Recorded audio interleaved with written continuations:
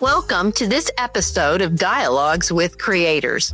We're recording this episode on Monday, November 4th. I bring that up only because you may be listening to this later and you need to know that we're facing the election tomorrow. We will have a different sense of the future in 48 or maybe 36 hours. It will be interesting. However, unfortunately, this episode is not about politics. It is about creativity and entrepreneurship. Our guest is Vickie McEntire, the proprietor of Colorful Crow Publishing and also of the Book Nook bookstore, which has 2 locations in Calhoun. I want to talk to her about what does it mean to take over a business and to start a business, and how is she bringing her own creativity into the process? We'll find out in this episode. Stay tuned.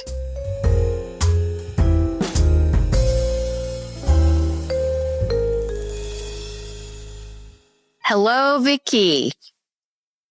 Hello.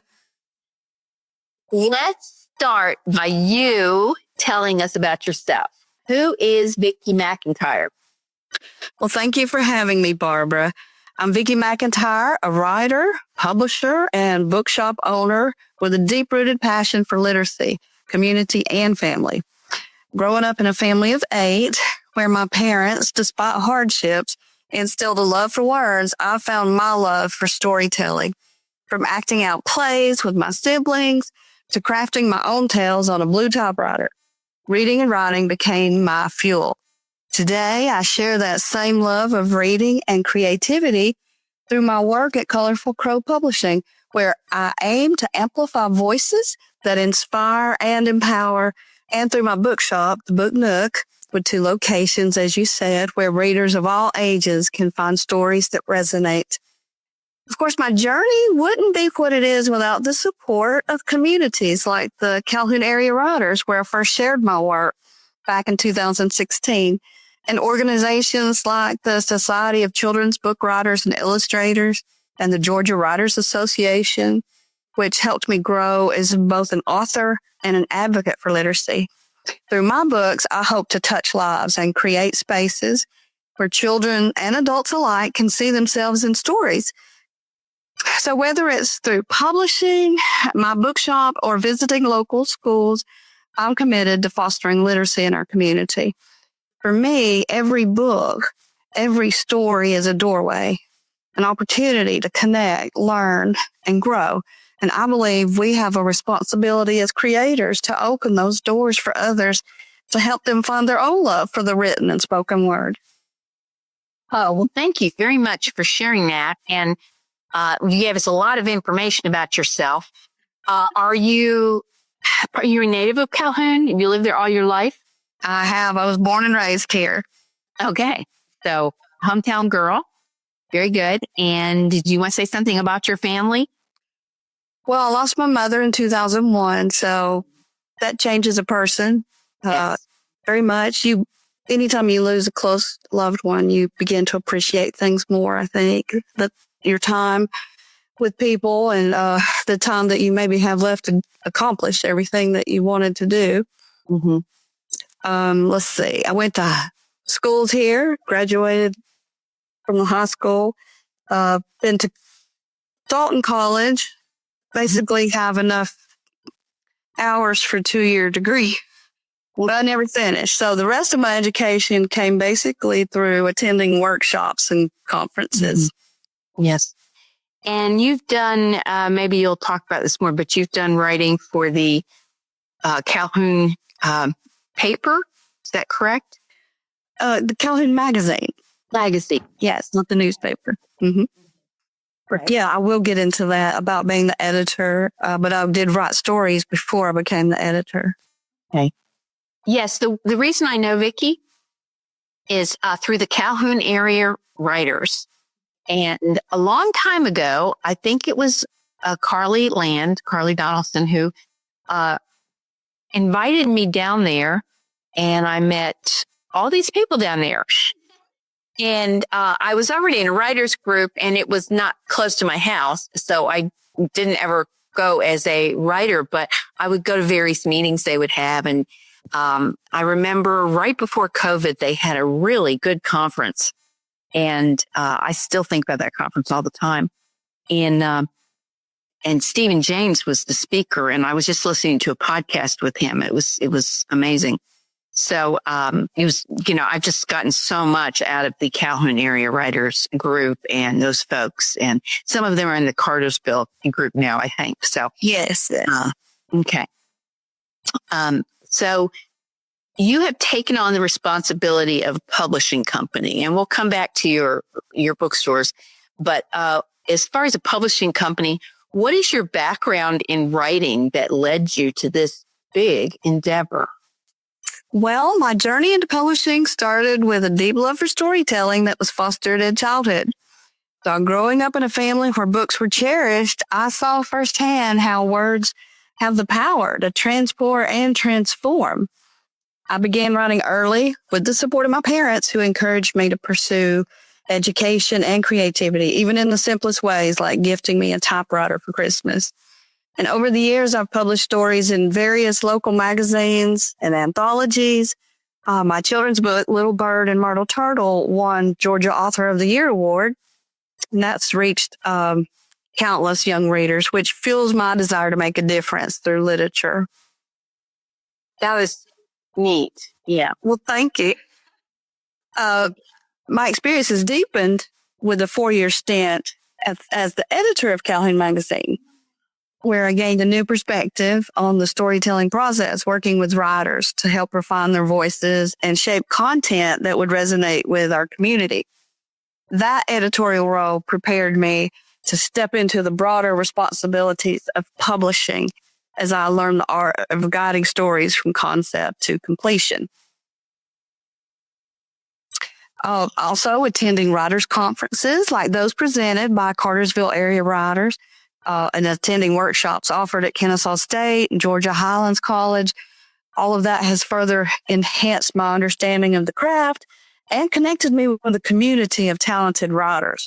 So taking on Colorful Crow Publishing felt like a natural extension of my journey. I just want to offer a platform where stories of resilience, family, and community can shine, stories that have the power to connect with readers on a deep level. So as an author and former editor, I know the dedication and heart it takes to bring a book into the world. And I aim to create a supportive environment where our authors feel valued and where each book truly matters. Okay. And as someone who works with her, I can attest that is what she does. Oh, thank you. Yes, you are actually one of my clients, Barbara. Yeah. And that's why I'm excited to have Vickie on the podcast. And I think it's great that you won the Georgia Author of the Year award. What year was that? I think it was 2018. I didn't look it up before this. Yeah, it was be the year after the book was published. So 2018. Yes. And you wrote the story. Did you do the illustrations or someone else did? I did not. That was someone I met through a coworker, because at the time I was still working. A guy's daughter was an illustrator, and she did the illustrations for me. Well, they're beautiful. Thank you. Obviously, it's a story that in a book that has caught people's attention. So that's just super. Okay, so you're an entrepreneur because you have a book. You have 2 bookshop locations, and you have now a publishing company. So how did that whole entrepreneurial thing get started? Well, that goes way back too. As a preteen, my first venture into entrepreneurship was as a salesperson. I had a grit paper route on Tucker Hollow Road. I don't know if anybody knows what grit newspapers. Well, I remember. And I also sold seed packets and Mason shoes. Those would be, the Mason shoes would probably be an older thing too. And I saved my money diligently. My very first purchase was a white leather-bound Bible with a zipper, complete with all the words that Jesus said in red. I was so proud of it. Yeah. but I've sold Avon as an adult years ago. Yeah. And the Book Nook started as just a shelf in a vendor store. Then it expanded to 2 shelves and 3 until finally I had a whole room. And now I have booths in 2 different locations. So you kind of just have to start small and build your way up. But with the publishing company, I did not start it.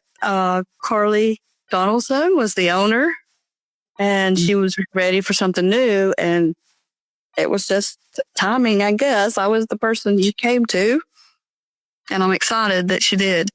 Mm-hmm. Yeah, it's a big step in your life. Was there any kind of trepidation about?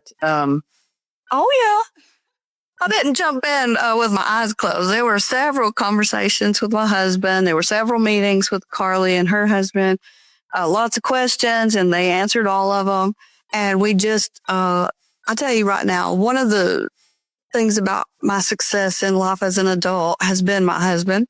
He's always been a great supporter and very honest with me. And he felt like this could be a great opportunity for me. And he knew if I worked hard enough, we could, make something, grow the business. Neat. Okay. That's great that he was in there and supportive with you. Yes. And, tell us about your children. Oh gosh, I have 3 adult children. My oldest is a musician, Nathan Sexton. And my daughter, Emily Reinhardt, is a teacher, 3rd grade reading teacher. Okay. And my youngest son, James, McCracken is, he's a Marine, but he's already finished with that part of his life. And he works like in IT, which is a whole different language to me. Yeah. Well, and that's getting into the whole, I was in a meeting today about online education, but the main thing we talked about was artificial intelligence and hard AI generated stuff, because it's really, some people in higher ed and education in general, I guess, but I'm in higher ed, just talk about it like it's the most wonderful thing in the world. And others are just appalled because of what can be done with it. It's amazing, but it's like, okay, what's the point of of getting an education? I mean, it's very disruptive, very disruptive. Yes. That's a whole nother podcast book. No, yeah, it is. And, thank you for saying that, because I probably should get somebody on here who's an expert in that. Yes. Talk about it, but it might turn out to be an argument more than because people, one of my faculty members left and went to work for Microsoft, working in AI. Oh, good for him. It really, financially, it was a great move, but it was, I just think, oh my goodness, how, it's from somebody who wants to see students write. It's just, and literacy, it's just really, it's just disruptive. That's all I can say. So, okay. So,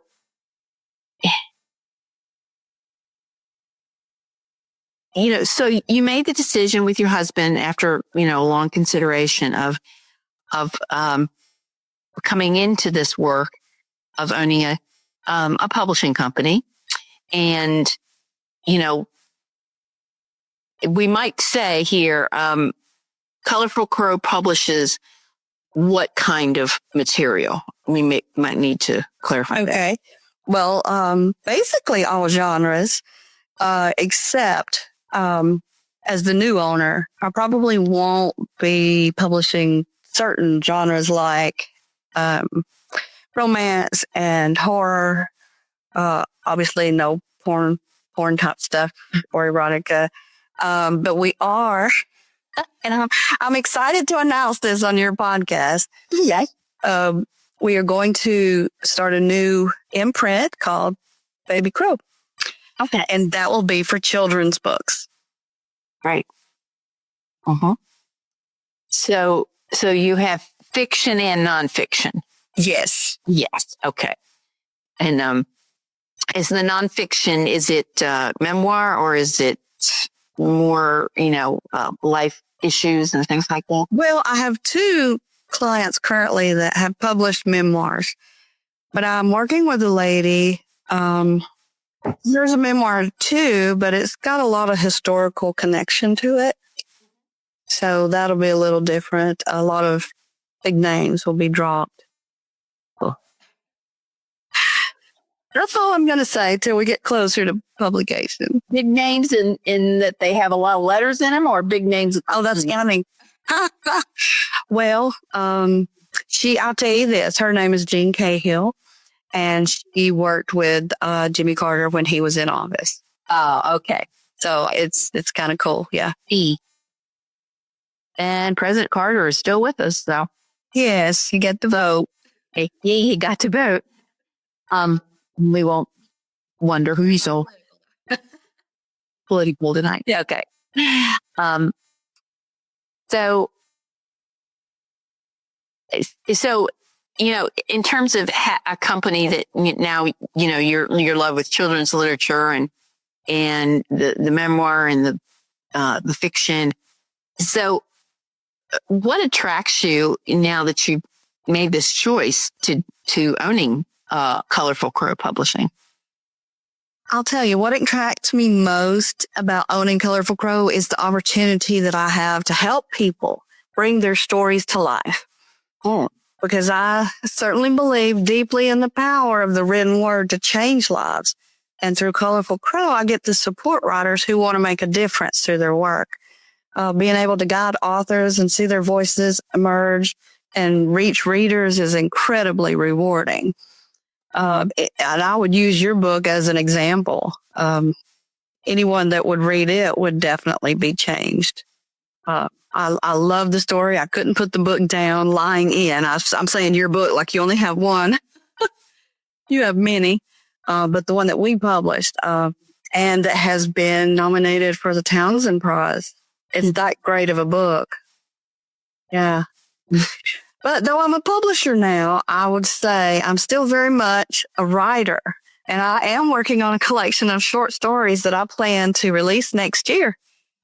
So with the understanding of the challenges and dedication that go into creating a book, that perspective helps me create the supportive and collaborative environment at Colorful Crow, where I hope each author feels valued and encouraged. Yes. And,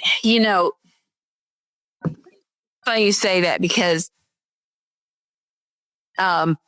people, I have so many people say to me, and I'm bless their hearts as we sing the South, oh, I could write a book, or I want to write a book, or I could write a book. Yeah. It's like, okay, you go do it, dear. Yeah, do that. Once you get that book wrote, you could tell them, Barbara, there's still a lot of work to do. Yeah, just is the draft is a whole lot. Although I sell books at the at a market on Saturdays. I've been doing that, and I'll be going to a Christmas market. And I try to strike up conversations with people without being too ridiculous. And so I'll say, oh, well, do you like to read? And of course, some people are honest, and I'll say, that's fine. I'm not here to make me feel guilty. Not everybody likes to read, and I'll say, what do you like to read? And they'll look in. At first, I had to I didn't make a point that the books were my books and I'd written them. So I started saying, well, these are my books and these are novels I've written. And people are just like, oh, I have patience to do that. Yeah. Yeah. But we're all creative in our own ways. And some people have the ability to do kinds of work that have no appeal to me. I don't have the patience for that, but we're all just different, and God made us all different, and some of us write and some of us do other stuff that's able to. So, but yeah, the fact that you want to help people get a wider audience for their material is really admirable. So as far as the mission, how would you state the mission of Colorful Crow? Okay, I was looking for a mission statement. And I did not find one. So I had recent, when I first got started, you got to have your business cards. So I got the business cards made and I put a little tagline on the front that said, publishing diverse voices. And that was kind of, and where every story matters. So that was the tagline. Okay. Yeah. So we developed our mission statement from that. So our mission is to amplify diverse voices and champion stories that resonate across communities, because we do believe every story matters, and we're dedicated to creating the welcome, supportive platform for authors to share their unique perspectives. Everybody's got a different story to tell. Yeah, that's so cool. Mm-hmm. Okay. Well, you've done a lot already, and you really didn't start being in charge until August. Is that correct? Yeah, I think that's when the switch was flipped. So it was the end of August. So yeah, I've been at it maybe 6 weeks. So. Yeah. Oh, wow. You've hit the ground running. It's like, 2 months or so or less. Because I know you've done a lot for me, and sounds like you've got, some new clients on board, kind of a thing, right? I do. I have a couple of them, ready to get published. And of course, we have an imprint called Spotted Feather, and I've already published 2 books for another guy we don't do the marketing for those folks if they publish through that. So I am making an announcement on our Facebook page, but he doesn't get the same attention as someone who publishes through us normally. Yeah. And he's getting ready to do his 3rd one. So I've been busy. And we do have another guy, Elliot Parker, Table for Two. His book has just been nominated for the Weatherford Award. So. Yes, I saw that. That's cool. Yeah, that one. I've looked at some of the Appalachian Literature Prizes, and some of them are deeper in the, in the culture. It's not just a book about. It's more like the person has a one dash case, and in the whole community kind of thing. So what are your plans? Well, my primary goal is to support our current clients in achieving their goals and celebrating their successes. Many of our clients are already planning future books, and we're fortunate to work with both award-winning authors and those, like we've just mentioned, that have been nominated for awards.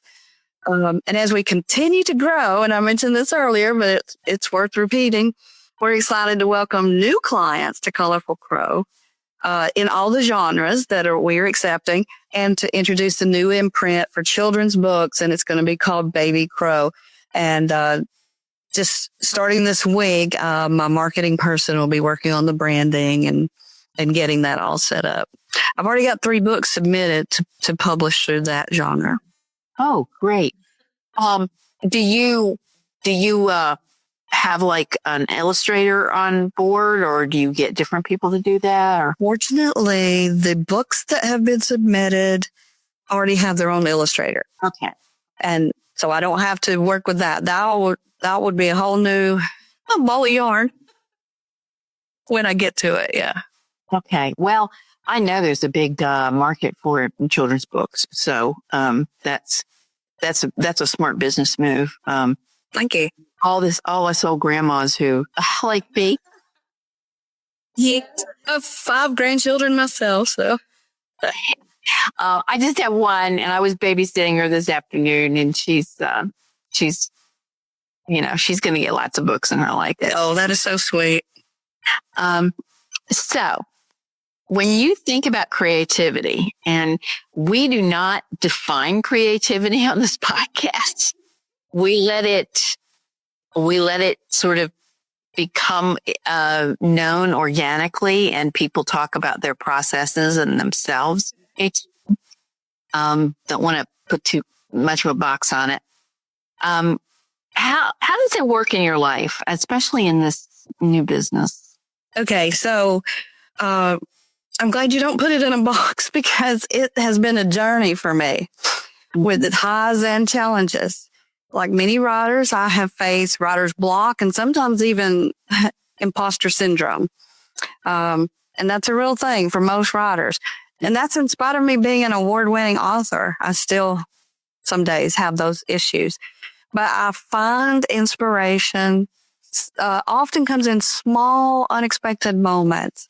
Like seeing a bird outside my window or a thoughtful remark from one of my grandchildren, or simply reading a great story can inspire me to be creative. As far as my role at Colorful Crow, creativity also means immersing myself in research and truly listening to my clients. Whether it's finding the perfect award to submit their book for, or selecting just the right color for a cover, or suggesting a title adjustment that enhances both engagement with the reader and metadata visibility. I love finding ways to support each author's unique journey. And to me, that's a sort of creativity. That mix of inspiration and intention helps me create a space where their stories can flourish. Yeah. Well, one side of creativity is problem solving. Some people define it as problem solving, and like you said about the metadata visibility, that really, for those who don't know, it's how you, words that you would use that it would be classified under on Amazon and things of that sort. Exactly. And, it can make or break a book. And if you don't have enough of it, or the right words. So, yeah. And you might write the book, but not even have be thinking in one way and not the way it needs to be thought of for marketing. Marketing is a challenge and I think you seem to have much more of a knack for it than I do. I don't have a knack for it at all, but you seem to have a real sense of doing that. Well, thank you. I've probably learned a lot of it along the way, and also being a writer, you find some of it out through trial and error. So, okay, I really appreciate that you talked with us tonight. Yes, thank you for this opportunity to share my journey. If there's one thing I'd like to leave the listeners with, it's the incredible power of community and perseverance in the creative process. From my own experiences as a writer and now as a publisher, I've seen up close and personal how a supportive network can uplift our work and how important it is to celebrate both the small wins and the bigger achievements. Whether it's a single inspiring moment or years of dedicated effort, creativity rewards us in an unexpected way. So to any aspiring writers out there, I would say keep going, keep connecting, and trust that your story has a place in the world. And I'm grateful to be a part of that community. Wow. Thank you, Vic, for joining me this evening for this dialogue with a creator and entrepreneur and writer and editor and all that. So thank you. I greatly enjoyed talking to Vickie and getting the opportunity to work with her as my publisher. She also told me that the marketing manager of Colorful Crow, Katie Clayton, is essential to the success of their clients and the company. So shout out to Katie. I can appreciate that addition for 2 reasons. I am no good at marketing. It's a special gift and I did not get much of it. Second, I appreciate it because this podcast would not exist without our producer, Clemencia Villafuerte. As I finish, keep in mind that buy local is not just for summer and vegetables, but it's for the holidays, especially local authors and artists. And please share this podcast with friends and contacts. Bye-bye.